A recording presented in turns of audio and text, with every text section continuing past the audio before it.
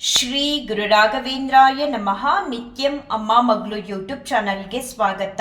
Video ನೋಡ್ತಿರೋ ಪ್ರತಿಯೊಬ್ಬರಿಗೂ ನನ್ನ ನಮಸ್ಕಾರಗಳನ್ನ ತಿಳಿಸ್ತಾ, ಇವತ್ತಿನ ಈ ವಿಡಿಯೋದಲ್ಲಿ ರಾಯರ ಪಾದಕ್ಕೆ ನನ್ನ ಕೈಗೆ ಯಾವ ರೀತಿ ಬಂದು ತಲುಪ್ತು, ನಾನು ರಾಯರ ಹತ್ರ ಏನಂತ ಬೇಡ್ಕೊಂಡಿದ್ದೆ ಅನ್ನೋದನ್ನ ತಿಳಿಸೋದ್ರ ಜೊತೆಗೆ ಒಬ್ರು ಕಮೆಂಟ್ ಮೂಲಕ ಕೂಡ ಕೇಳಿದ್ರು ರಾಯರ ಪಾದಕ್ಕೆ ಅಂದರೆ ಏನು, ಎಲ್ಲಿ ಸಿಗುತ್ತೆ ಅಂತ. ಅವ್ರಿಗೂ ಕೂಡ ಇದೇ ವಿಡಿಯೋ ಮೂಲಕ ಉತ್ತರನ ತಿಳಿಸ್ತಾ ಇದ್ದೀನಿ.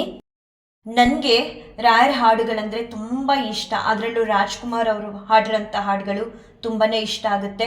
ಮನಸ್ಸಿಗೆ ಕೇಳಬೇಕು ಅಂದಾಗಲೆಲ್ಲ ಕೆಲವು ಹಾಡುಗಳನ್ನ ನಾನು ಅವಾಗ ಕೇಳ್ತಾ ಇರ್ತೀನಿ. ಅದರಲ್ಲಿ ಈ ಹಾಡು ಒಂದು ಕೂಡ, ಬಂದಯ್ಯ ಗುರುರಾಯ ದಯ ಮಾಡಿಸು ಮಹನೀಯ ಅಂತ ಒಂದು ಸಾಂಗ್ ಇದೆ. ತುಂಬ ಚೆನ್ನಾಗಿದೆ. ಸ್ಟಾರ್ಟಿಂಗು ನಾನು ಒಂದು 7-8 ತಿಂಗಳು ಪ್ರತಿದಿನ ಹಾಡನ್ನ ಕೇಳ್ತಾ ಇದ್ದೆ. ಆ ಕೇಳುವಾಗ ಒಂದೊಂದು ಸಾಲುಗಳನ್ನು ಕೂಡ ನಾನು ಅನುಭವಿಸ್ತಿದ್ದೆ ರಾಯರ ಮುಂದೆ ಕೂತು. ಆ ಹಾಡಲ್ಲಿ 1-2 ಲೈನ್ ಬರುತ್ತೆ.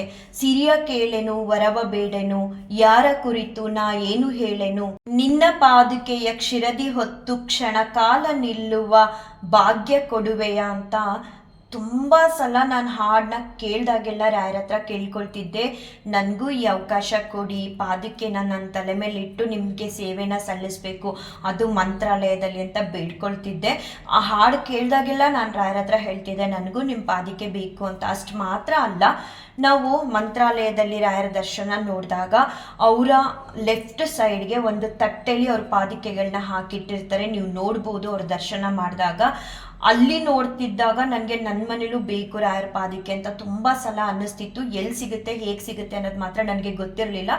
ಬಟ್ ರಾಯರ ಹತ್ರ ಮಾತ್ರ ಹೇಳ್ಕೊಳ್ತಾ ಇದೆ, ನನಗೆ ಆ ಪಾದಿಕೆ ಬೇಕು, ನಿಮ್ಮ ಪಾದಿಕೆಗಳು ನನ್ನ ತಲೆ ಮೇಲೆ ಇರಬೇಕು, ಗುರುಸ್ತೋತ್ರನ ಸಂಪೂರ್ಣವಾಗಿ ಹೇಳೋ ತನಕ ಈ ರೀತಿ ಸೇವೆ ಮಾಡಬೇಕು, ನಿಮ್ಮ ಪಾದಿಕೆನ ಹೊತ್ತು ಅಂತ ನಾನು ರಾಯರ ಹತ್ರ 2-3 ಬಾರಿ, ಸುಮಾರು ಬಾರಿ ಅಂದ್ಕೊಳ್ಳಿ, ಒಟ್ಟಿನಲ್ಲಿ ರಾಯರ ಹತ್ರ ನೆನಪಾದಾಗೆಲ್ಲ ಹೇಳ್ತಾ ಇದ್ದೆ. ಸುಮಾರು ದಿನಗಳ ನಂತರ ನನಗೊಬ್ರು ರಾಯರ ಪರಮ ಭಕ್ತರು ಅಂತಲೇ ಹೇಳ್ಬೋದು.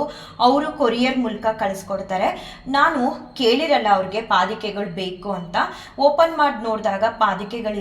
ನನಗೆ ತುಂಬ ಖುಷಿ ಆಗುತ್ತೆ. ಅವ್ರಿಗೆ ಹೇಳ್ತೀನಿ, ನಾನು ಪಾದಿಕೆ ಕೇಳಿರಲಿಲ್ಲ ನಿಮ್ಮ ಹತ್ರ, ಆದರೂ ಕಳಿಸ್ಕೊಟ್ಟಿದ್ದೀರಾ ಅಂತ ಅಂದಾಗ ಅವ್ರು ಹೇಳ್ತಾರೆ, ಇಲ್ಲ ನನ್ನ ಮನಸ್ಸಿಗೆ ನಿಮಗೆ ಪಾದಿಕೆ ಕಳಿಸ್ಬೇಕು ಅಂತ ಅನ್ನಿಸ್ತು, ಹಾಗಾಗಿ ಕಳಿಸಿದ್ದೀನಿ, ಇಟ್ಕೊಳ್ಳಿ ಅಂತ ಹೇಳ್ತಾರೆ. ಆಮೇಲೆ ನಾನು ಪಾದಿಕೆನ ಹೆಚ್ಚು ತೊಳಿಬಾರ್ದು, ಅದೊಂಥರ ಕಾಪರ್ ಅಲ್ಲ. ಸೊ ಹಾಗಾಗಿ ನೀರು ಹಾಕಿ ಒರೆಸಿ ಗಂಧ ಇಟ್ಟು ತುಳಸಿ ಇಟ್ಟು ಮೊದಲನೇ ದಿನ ಮನೆಗೆ ಬಂದಾಗ ಪೂಜೆ ಮಾಡ್ತೀನಿ. ಅದಾದಮೇಲೆ ನನಗೆ ಅನಿಸುತ್ತೆ, ನಾನು ಕೇಳಿದ್ನಲ್ಲ ರಾಯರ ಹತ್ರ ಪಾದಿಕೆನ ತಲೆ ಮೇಲೆ ಇಟ್ಕೊಂಡು ಸೇವೆ ಮಾಡ್ತೀನಿ ಅಂತ, ಹಾಗಾಗಿ ಈ ಪಾದಿಕೆಗಳು ನನ್ನ ಕೈ ತಲುಪಿದೆ ಅಂತ ಅಂದ್ಕೊಂಡು ಅವ್ರನ್ನೂ ಕೂಡ ಕೇಳ್ತೀನಿ, ಈ ರೀತಿ ನಾವು ತಲೆ ಮೇಲೆ ಹೊತ್ತು ರಾಯರಿಗೆ ಸೇವೆ ಮಾಡ್ಬೋದಾ ಅಂತ ಹೇಳಿದಾಗ ಅವರು ಮಾಡ್ಬೋದು, ಮಾಡಿ ಅಂತ ಹೇಳ್ತಾರೆ, ಇನ್ನೂ ಹೆಚ್ಚು ಒಳ್ಳೆಯದಾಗುತ್ತೆ ಅಂತ. ಅವತ್ತಿಂದ ನಾನು ಬೆಳಗಿನ ಸಮಯ, ನನಗೆ ಹೆಚ್ಚು ಸಮಯ ಇಲ್ಲದೆ ಇರೋ ಕಾರಣ ಮಧ್ಯಾಹ್ನದ ಹೊತ್ತು ರಾಯರ ಪಾದಿಕೆನ ತಲೆ ಮೇಲೆ ಇಟ್ಟು ನಾನು ಗುರುಸ್ತೋತ್ರನ ಹೇಳ್ತೀನಿ. ನನ್ನ ಪಾಲಿಗೆ ಮನೆಯ ಮಂತ್ರಾಲಯ. ನನಗೆ ಒಂದೊಂದ್ಸಲ ಮಂತ್ರಾಲಯದಲ್ಲಿರೋ ರಾಯರ ಹತ್ರ ಏನಾದ್ರು ನೋಡಿದ್ರೆ ಅದೇ ಬೇಕು ಅಂತ ಅನ್ಸುತ್ತೆ. ಹಾಗೆ ಕೂಡ ರಾಯರು ಅದನ್ನ ನನಗೆ ಯಾವ ರೀತಿಲಾದ್ರೂ ಕೂಡ ತಲುಪಿಸ್ತಾರೆ. ಇನ್ನು ಈ ಪಾದಿಕೆಗಳನ್ನೇ ರಾಯರ ಪಾದ ಅಂತ ತಿಳ್ಕೊಂಡು ತಲೆ ಮೇಲೆ ಹೊತ್ತು ಗುರುಸ್ತೋತ್ರನ ಕಣ್ಮುಚ್ಚಿ ಹೇಳಿ ಕಣ್ತೆರೆದು ನೋಡಿದಾಗ ನಾನು ಅನ್ಕೊಂಡೇ ಇರಲ್ಲ, 2-3 ಬಾರಿ ರಾಯರ ಆಶೀರ್ವಾದಗಳು ಒಂದೇ ಸಲ ಆಗುತ್ತೆ. ಮತ್ತೆ ಒಂದು ವೈಬ್ರೇಷನ್ ಅನ್ನೋದಿರುತ್ತೆ. ತುಂಬಾನೇ ಪಾದಿಕೆಗಳು ಬಂದ ಮೇಲೆ ಮನೆಗೆ ಒಳ್ಳೆಯದಾಗಿದೆ. ರಾಯರಂದ್ರೇ ಅಪಾರ ಶಕ್ತಿ. ರಾಯರಿರೋ ಕಡೆ ಯಾವುದೇ ತೊಂದರೆ ತಾಪತ್ರೆಗಳು ಇರಲ್ಲ. ಹೀಗಿರುವಾಗ ಪಾದಿಕೆಗಳು ಅವ್ರ ಜೊತೆ ಇಟ್ಟು ಪೂಜಿಸಿದಾಗ ಅವ್ರ ದಿವ್ಯ ಸಾನ್ನಿಧ್ಯ ಹೆಚ್ಚಿರುತ್ತೆ. ಇವಾಗ ನಾವು ರಾಯರ ಫೋಟೋ ಜೊತೆಗೆ ಹೇಗೆ ಪರಿಮಳ ಗ್ರಂಥನ ಇಟ್ಟು ಪೂಜೆ ಮಾಡ್ತೀವಲ್ವಾ, ಹಾಗೆ ಕೂಡ ಈ ರಾಯರ ಪಾದಿಕೆನ ಇಟ್ಟು ಪೂಜಿಸೋದ್ರಿಂದ ಒಳ್ಳೆಯದಾಗುತ್ತೆ. ಅವ್ರ ದಿವ್ಯ ಸಾನ್ನಿಧ್ಯ ಹೆಚ್ಚಿರುತ್ತೆ. ದುಡ್ಡು ಕೊಟ್ಟೆ ತರಬೇಕು, ಈಗಲೇ ಇಟ್ಟು ಪೂಜೆ ಮಾಡಬೇಕು ಅಂತ ಏನಿಲ್ಲ.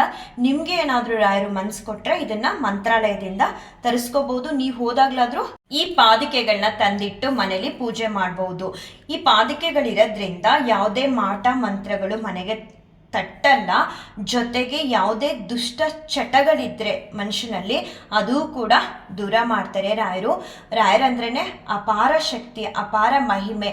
ಇನ್ನು ರಾಯರಿದ್ದ ಕಡೆ ಪರಿಮಳ ಗ್ರಂಥ, ಈ ಪಾದಿಕೆಗಳೆಲ್ಲ ಇಟ್ಟು ಪೂಜಿಸೋದ್ರಿಂದ ತುಂಬಾನೇ ಒಳ್ಳೇದಾಗುತ್ತೆ. ರಾಯರು ಸದಾ ಕಾಲ ನಮ್ಮ ಮನಸ್ಸಲ್ಲಿ, ನಮ್ಮ ಮನೇಲಿ ನೆಲೆಸಿ ನಮಗೆ ಒಳ್ಳೇದನ್ನ ಮಾಡ್ತಾ ಕಾಪಾಡ್ತಾ ಕಷ್ಟಗಳಿಂದ ಕೈ ಹಿಡಿದು ನಡೆಸ್ತಾರೆ. ಎಲ್ಲರಿಗೂ ರಾಯರು ಒಳ್ಳೇದು ಮಾಡಲಿ. ಶ್ರೀಕೃಷ್ಣಾರ್ಪಣಮಸ್ತು, ಶ್ರೀಕೃಷ್ಣಾರ್ಪಣಮಸ್ತು, ಶ್ರೀಕೃಷ್ಣಾರ್ಪಣಮಸ್ತು.